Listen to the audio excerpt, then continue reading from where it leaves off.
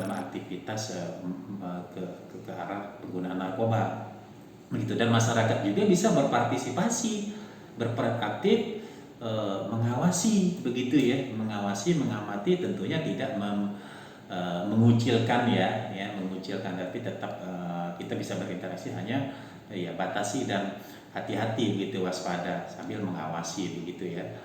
Ya, mengetahui masalahnya itu dievaluasi setiap hari ya. Kalau di tempat rehabilitasi ya, dievaluasi bagaimana dengan kepercayaan dirinya. Kalau selama ini punya masalah dengan kepercayaan diri, bagaimana dengan interaksinya, kemampuan berkomunikasinya begitu ya, dan aspek-aspek psikologis yang lainnya begitu ya, termasuk dari sisi pendekatan keagamaan begitu ya, karena pendekatan keagamaan adalah salah satu yang penting untuk memperbaiki kondisi mental bagi si pengguna atau pencandu narkoba. Terakhir mungkin kalau ada yang tercandu itu, supaya kita terhindar juga, itu harus gimana gitu?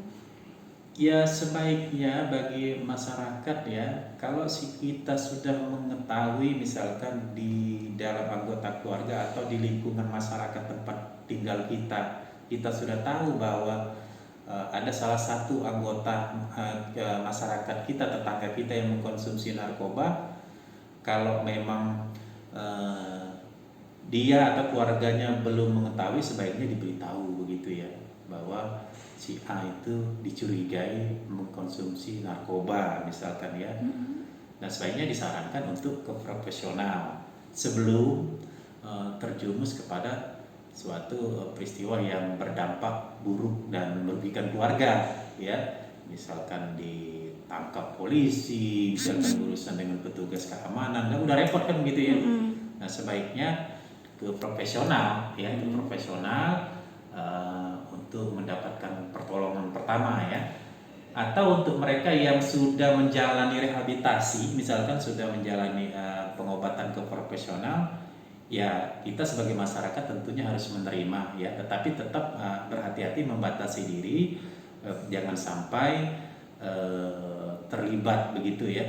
Kita kumpulkan informasi dari wawancaranya, misalkan kapan dia mulai mengkonsumsi narkoba, apa jenis narkobanya begitu ya, kemudian didapatkan dari mana begitu ya, termasuk kenapa bisa terlibat mengkonsumsi narkoba.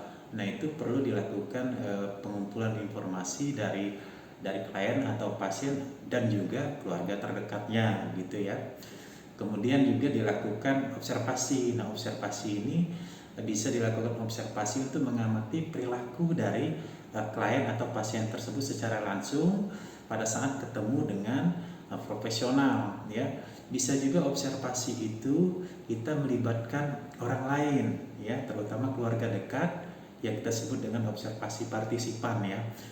Orang terdekat misalkan orang tua atau saudara atau keluarga yang tinggal serumah, atau keluarga di lingkungan terdekatnya, atau teman-teman sepergaulan yang mengetahui kehidupan daripada si klien atau pasien pengguna narkoba ini.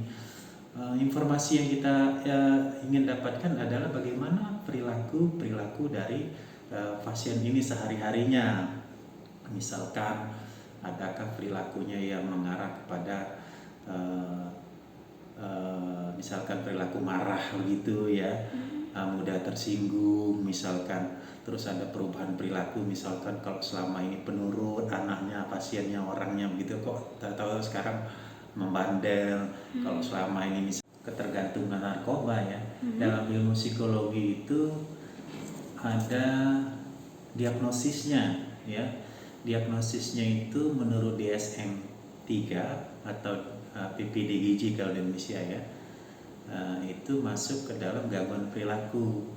Nah, gangguan perilaku itu tergantung zat narkoba yang dikonsumsi. Misalkan gangguan perilaku akibat penggunaan amfetamin misalkan ya, atau gangguan perilaku akibat penggunaan ganja dan lain-lain, termasuk tembakau gitu ya.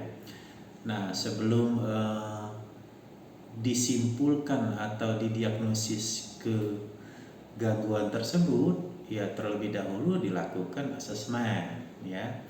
Asesmen itu meliputi wawancara kepada si klien atau pasiennya, kemudian dilakukan observasi secara langsung saat wawancara, dan bisa dilakukan observasi yang ketiga di tahap asesmen, misalkan dilakukan pemeriksaan pendukung, misalkan dengan pemeriksaan psikotes atau pemeriksaan medis lainnya, laboratorium, misalkan pemeriksaan urin ya, dan lain-lain begitu.